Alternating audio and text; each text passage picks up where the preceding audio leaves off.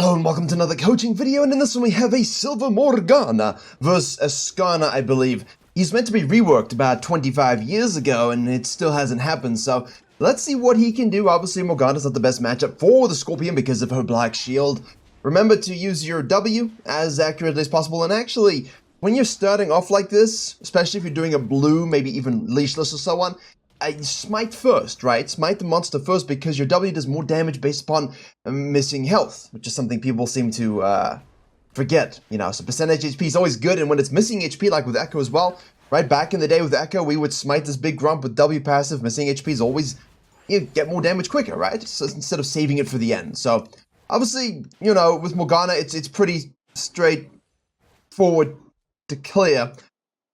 Yeah, you can Google YouTube for that one, or search YouTube for that one, but it's a pretty straightforward clear. Usually, she's pretty quick. She's not as quick as your Brand and your Xyrus anymore, but I think that's a good thing, because when she was, it really dominated the meta in an unhealthy way. Well, oh, that's a hook and a minion there. See, these are the things you can notice, right? You know, while you're clearing now, I know low elo, you're focusing on your clears. 243 is obviously very, very slow. Even Skarner is ahead. It's good to watch these things while you're clearing, yeah? Just to see what sums are burned. To see what sums are burned and everything like that. So, as a farming jungler, as Morgana in this situation, right? You're full clearing upside. You know Skarner's going to be full clearing upside. You see your bottom lane die to this. You see a fed Jinx.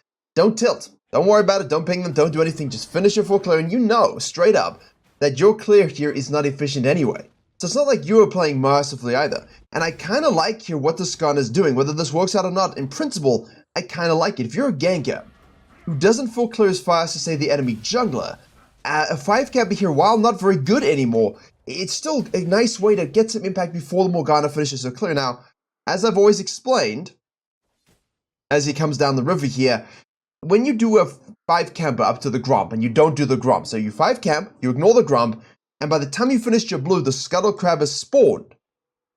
This is the worst statistical clear in the history of the game. If you want help implementing this information into your own game, I have a free jungle improvement resource, as well as a dedicated program where we have jungle video courses, jungle coaching VOD libraries, weekly free video content seen nowhere else, as well as Q&As and patch note rundowns, as well as a private jungle Discord. And if there's one thing I'm good at, it's converting junglers to gold, to emerald, to diamond, to master plus. If you want to climb faster than anyone you know, jungle diff every game you play, click the link below or head to virkayu.gg. You should not be doing this whatsoever. If you're doing this, you're way too slow. Go to practice tool for half an hour until you stop being this slow. Because what it means is you're sequencing your Krugs to your Raptors to your Wolves to your Grump is not going to be layered again, right? When they respawn, you're not going to have that automatic second sequence, which is very important for Morganas and Karthuses and Fiddlesticks and such things like that. It also just means that you're unable now to be level 4 at a level 4 moment. And if you're good at, you know, fighting the enemy jungler, then, you know, in this case, neither of them are level 4, but you know what I mean? Like, if you're a Rengar, Graves, Kayn, Viego, skirmishing jungler, you don't want to be... She doesn't even have smite, you know? So, like, why are we sitting here doing this, trying to steal this away? I mean, we do get it, but this isn't worth the time invest. If you are the Morgana, you could have done your Grump, got in level 4, gone back to base, gone straight to the bottom side scuttle already, saved your flash, because you don't beat the Scorpion in a 1v1, because, again, Skarner 1v1 is pretty potent. The champion's actually pretty strong overall. And because you're chunked out here, you can't help the Mordekaiser, who had his flash burned by the Skarner a little bit earlier. So, from the Skarner's perspective, hey, I'm not going to full clear as fast as Morgana in theory. Why don't I just 5-camp and gank the lane that's pushing? Yeah, I'll burn the flash, that's great. I can go down to Scuttle now. In theory, the Morgana should straight up know, look, I'm not going to get the Scuttle Crab. I'm really slow on my clear. Let me just finish off the Grump, go back to base, yeet down to the bottom side. When the Skarner does this, maybe he ganks mid, maybe he repeat ganks top lane, who knows what he does, right? But you could have a very good opportunity here to gank bottom lane and shut down the Jinx, to steal his Grump, while he's not there. And because Morgana isn't necessarily a skirmishing jungler, right? You're not going to go mega fighting stuff. That's probably a better strategy. And now she's lost her flash, she's chunked, she's lost her Scuttle Crab, she's not taking the second Scuttle Crab, which, by the way, even though she did this and got shoved out of this, she could have just gone straight down to this and taken it, right? Because the smite would have been up. Just go ahead and take that. As I have a croak in the throat. You know, I saw the frog in the river. Maybe that's what that was. Now she goes back to the Grump here. And the Skarner can straight up, if he chooses, yank bottom lane again. He can also just go counter jungling your Krugs if the waves, you know, deem it so. Obviously, it's warded here. The Nautilus goes in. I'm not sure exactly why you would do that if you have no sums. It seems a little bit silly to do something such as this, but the Skarner straight up winning the game, and you have to respect it. And now we're going here, and this is where you don't want to overthink things. I thought she was going for the Raptors. Honestly, I can see the Azir here, but you know, you look at it, you shouldn't be in the situation to counter jungle a respawned Raptor camp, right, in low elo. Well, in general, in any elo. But given that our pathing is so terrible and spaghetti-like, we happen to be here. So, despite all the bad things that have happened, all you can ever do in the moment is say, right, given what's happened, it's happened, how can I adjust for where I am to take the advantages that are going to be given to me? And the advantage that is given to you right now is that Skarner went to the bottom scuttle, went and ganked the bottom lane, hasn't gone back to base. Now he's going to go back to this and this most likely, or he's going to go back to base himself. You have time to take this and this away and then gank this. And while that's not exactly the best use of time in terms of like raw game plan, it still teaches you, listen, I was slow here, but look at what I could get despite that. And that's pretty big, you know? So instead, she's going to go for the mid lane gank here. Level 6 Azir, misses the Q, misses the W. Black Shield's going to be pretty useless here. Now we're telegraphing where we're going. Skarner can come out of base if he has gone back to base and collapse in on us. Now she's telegraphing the Raptor steal if she wants to go for that. This guy, you know, for all we know, could have gone back to base. He could be coming straight for us right now. We have no idea. That's why this is such a high-risk play, even if she gets away with it. And that's why I don't like it. Also, Azir, you know, most high-elo mid laners who can beat you, they'll just kill you right now. Like, they'll kill you. Because Veigar's being shilling, right? He's level 5. So you shouldn't get away with this. Skarner isn't even thinking about collapsing in on this. Morgana is, at this point, just waffling. You can't stay out this long. She needs it last chapter.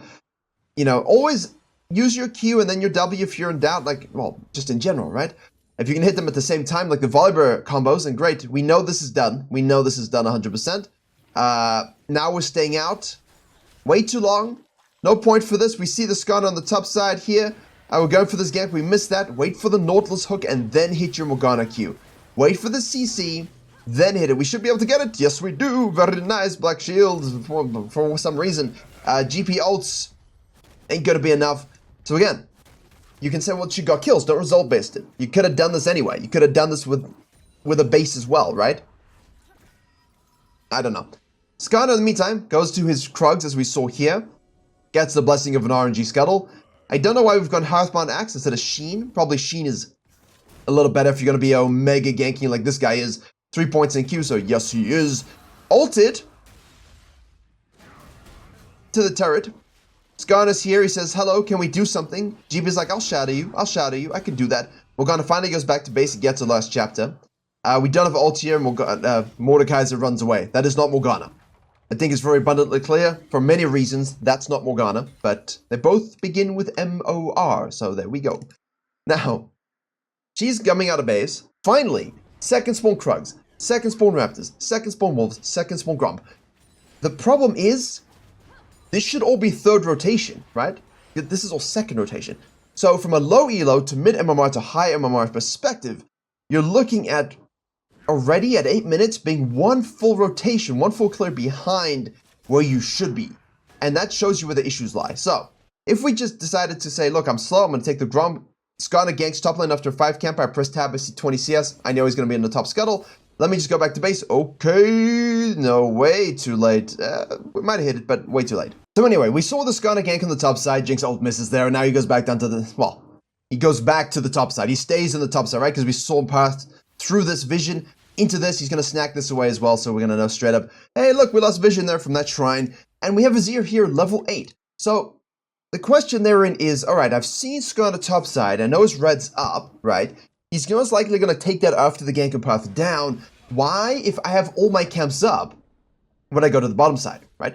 We're trying to fight a level 8 Azir, as we are level 5, even though we have Bob Prio, just to get a shrine that's not going to do anything because Skarner isn't here. And again, like, that's great, but to what end is this occurring, right? Why are we doing this overall? To be or to not be? I mean, I don't understand what the goal is here, because we're not even joining with our team here. We're just sitting in a brush, and Skarner can just farm and farm and farm and get econ, right?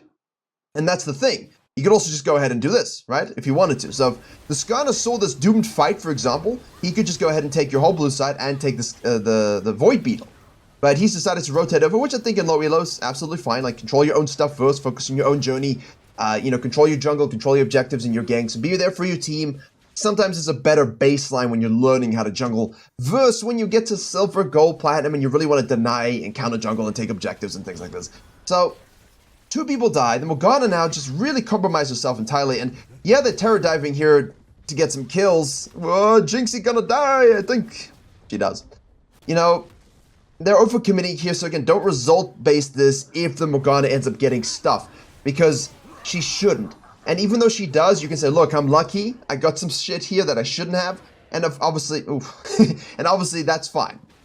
Again, save your Morgana Q when you have guaranteed CC like a Malphite or a Nautilus Hook, which is as wide as a bus lane. Just hold your Q until they hit their CC and then layer on. It's always a better idea. So 203, another Jinx ult. But don't think, hey, I got this because I'm great. Because I truly think if you see the Skarner do this and go down here, he's coming down here, he's got level 6. Sure, doing this is great, but we're level 5. And now we're pathing to the opposite side. So if your goal is to get 6 and do the Herald and sacrifice this side of the map, fine. Okay, cool. Snowballing in top laner. Maybe a duo, maybe it's a great win con, right? Maybe it's a Cassante. Or just go top side and sequence down so you can match a Skarner, right?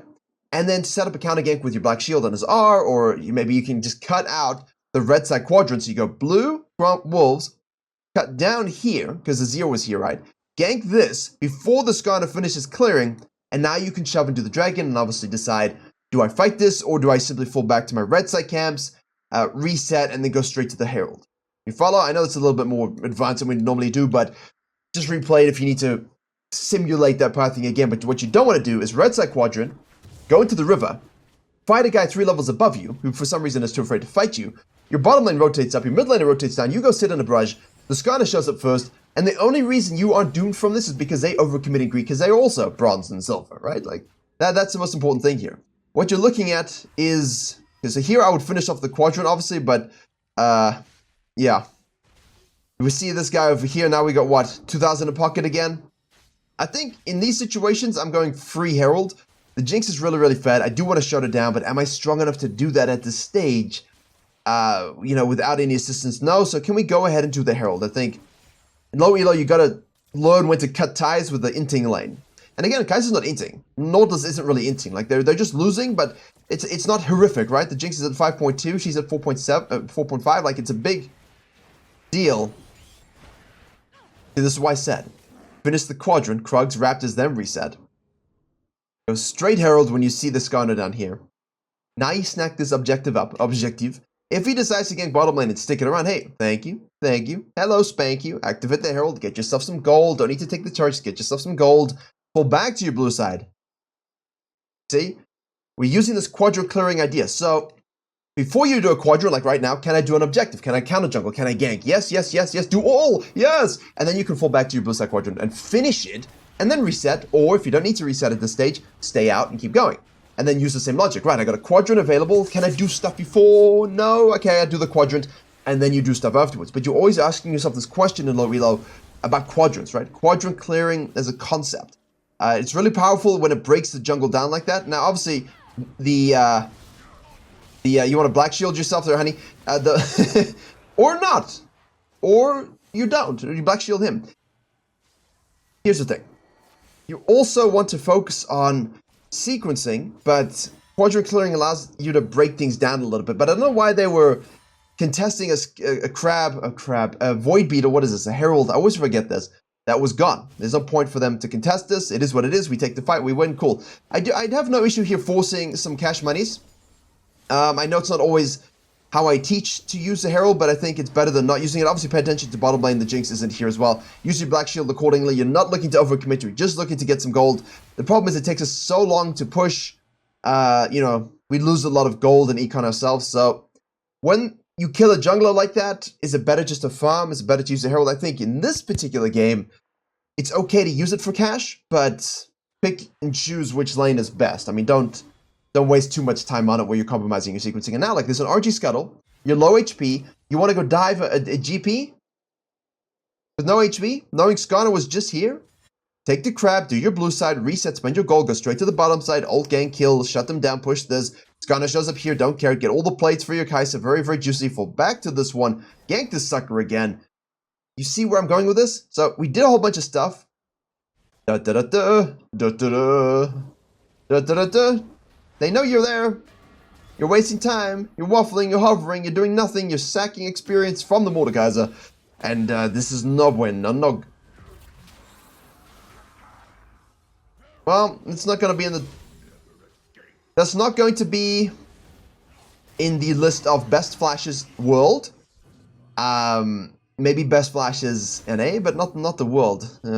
Or EU. Excuse me, EU this season. We sucked this season, so there you go.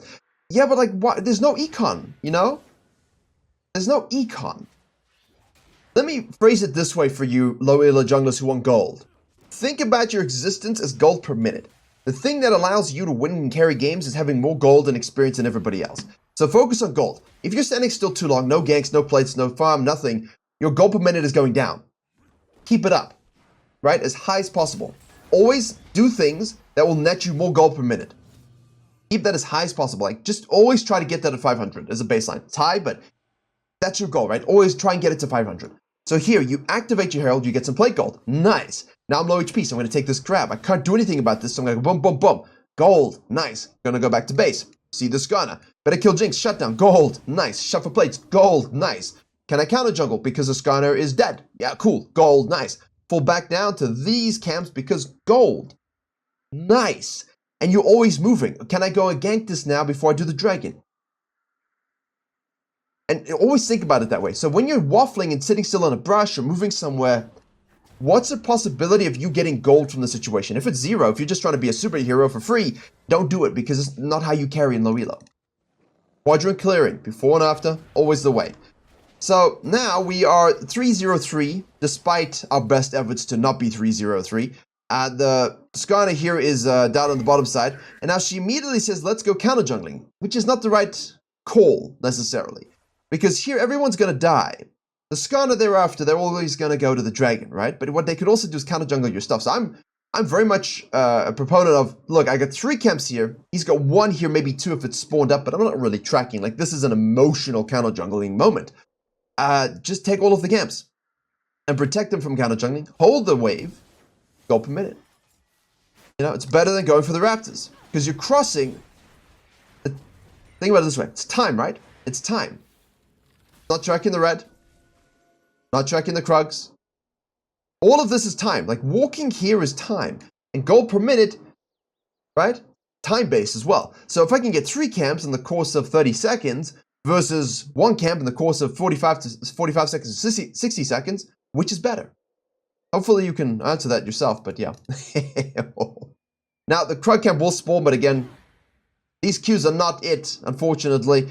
We lose a dragon. We're not going to lose our red side, obviously. They went for that instead. Obviously, there's no counter jungling here, but I know a Graves player, you know, a high elo challenger Graves player who would be snacking on everything, especially if you went for that counter jungling. It's just such a free loss of gold for you and such a free gain for him. In the meantime, there's a big fight in mid lane. We got a 4v2 situation, and Birdman kills the Subterranean man, and Kai'Sa respaces. Veigar shows up, Leprechaun, as he is, and Morgana now goes to the bottom side. So was that worth going for just Raptors? No, because you could have done all of this, still gone to the top side. Now you can go take his Krugs, for example. Now you can maybe dive this. You're in a better position because you have Leandry's. Compounding. Quadrant clearing compounds exponentially, especially when you become much quicker at farming, like you do with the Morgana here. So, no scanner. Obviously, we should have a scanner at this point, but hey, people might face check. I mean, for some reason, we missed 3 people and standing still, but again, is it warded? Yes, it is, because we're walking and standing in brushes without scanner or control wards. Fundamentals. But yeah, good job by the Skarner. Like, he's 125, but I kind of like some of the things he did. Not everything, obviously, but like, solid. Solid. Alright. Takes the Raptors. Veigar shows to defend, and now we are losing this. Whereas this shouldn't be on the map. Shouldn't be on the map. He should not be getting freebies. Although now he's telegraphed it, is he going to get out? I always tell you guys to take these reds and get out. Perfect, good job. But assess, right? Assess. Can I get it and get out safely without death? That's always the eternal question. Veigar's holding. Mordekaiser's going on the GP again. Now we're doing the Krugs. Mid lane is pushing mid lane. Skarner's chasing the Nautilus. Azir's rotating up. We got a 4v2 or 3 here in a split. Veigar's out of position, so they try and focus him first. GP ults. Now Azir goes in for the Shurima shuffle. We have Morgana in the back line trying to kill the Azir because he's gone way too deep. And nice job by the Nautilus to frontline that. Kai'Sa gets an ISO Q to get the kill. Then nice Q and block onto the Jinx with the W, doing missing HP. Now you kill her with the Andres. Scrappy fight, but well played in the end. Because the red team had 4 in a bunch. And we had 2, 1, and 1 guy in base. So all they tried to do is kill someone who was out of position. But they weren't very good at it, so. Good job by the blue team to recover. Very nice, very nice. Kill conversion ratio, we got them kills, so we get them objectives. Turret into Herald. Snack it up, just in time before the Baron. Always remember that. Yeah. Always remember that. If you got a Baron tight, but you know you can do that thing quickly, you can probably get lucky with it, which is great, because if they try and contest you and fight you right as this Baron spawns and you win that, you can Baron and then Baron Herald and just end. But here we're just using the Herald to bust down this against GP. We lose a lot of damage to the barrels. Not really a fan of this Herald. I think this is too obvious, and also their whole team are respawning and coming out of base with fresh gold spend. And now you are lower after the fight, not basing, and you're staying on the map lower, and they can kill you because you also have 1,500 in gold in pocket again, so. Skarner, level 11, we're level 10. Kai'Sa damage. You know, when you're playing Skarner like that, you gotta think a bit more. You also need a big lead. Like, you shouldn't be down a level to an ADC, I think. So, both junglers have really stood around and lowered their own goal permitted, and the Kai'Sa has gotten fed from the attention given. Azir shows up and says, let me collapse. This is normal stuff. Hold mid lane. Go Raptors, Vega splitting. Dragon's gonna come up. We're level 11. Jinx is level 11, and I think when you have both junglers at the same level or lower than ADCs, they probably didn't play so good. You know, the gold permitted and the experience per minute, these are just not good, so, yeah. Kai'Sa respawns. Dragon is lost, obviously. Joins the mid lane. What's Morgana doing? So now we should shadow our mid lane. That's why all of this early game stuff's so important, because now your team wants to push and hit turrets, and you just don't have the resources, and you feel like you need to go farm still. We go. We trap. Oh! Again, hold your Q. Use your black shield as necessary. A lot of damage from the Kai'Sa. Really nice damage from the Kai'Sa.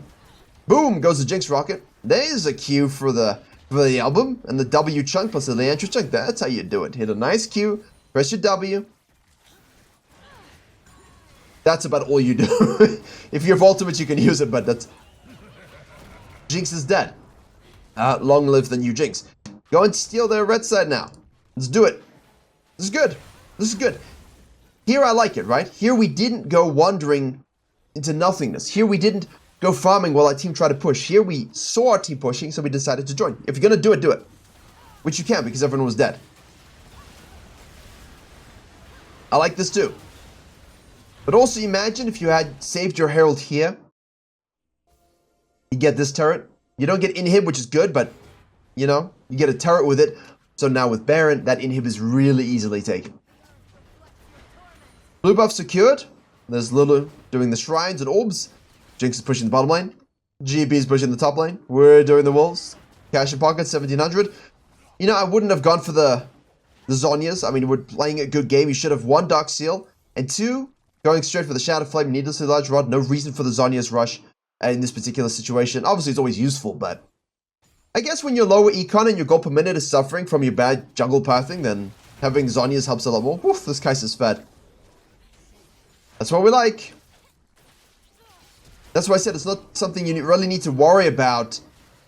See, here you can save your Q, right? If you're going to flash R and the Jinx has no flash and you're timing it, hopefully, you can flash R, stick to her, wait for the stun to come through, then hit your Q to guarantee the lockdown, and then you hit your W, obviously, and that's just basically a one-shot. Here it's less of an issue because everyone's following you, but if this was an ISO kill and you didn't want it to flash out after the ultimate, Alt, Q, W. Enjoy yourself. Right, we got a 1-3-1, more top, Vega bot, 3 mid. Chucking Qs to zone. Using W to push the wave to zone, it should be doing a lot more damage. Itemization. Parallel push too, 1, 2, 3, beautiful, this is what you want, right? So if they rotate here, you get an inhib. If they rotate here, you get an inhib. The problem with low elo splits is usually the top lane is here, and the mid lane is here, and the 3 of you are here, and it's all distorted, so it's really easy to collapse it and get benefit, you know? Now we can just be patient. Push, keep going, Veigar. Keep going, keep going, keep going. There you go. Now we can shove this. Beautiful. This is a very good macro for low reload. Hopefully we can get this here. Don't die. Use your W for disengage or engage or whatever, but you don't want to die here. Mordekaiser can flank, which he should do, which he is doing. Veigar can flank, which he could do, which he is doing. This is good. We do have our Zhonya's we can use as well. No ultimate up for another 9 seconds. Mord rotates. Boom. Down goes the Eagle. Black Shield, if available, please use. Not available. Well, too late. We do have ult up, yeah. That was fine. Execution was the issue, but the idea is good, right? To beat you, they have to engage on you as 3. And your sidelines need to rotate proactively or immediately, which they did, so. Yeah, solid. Solid.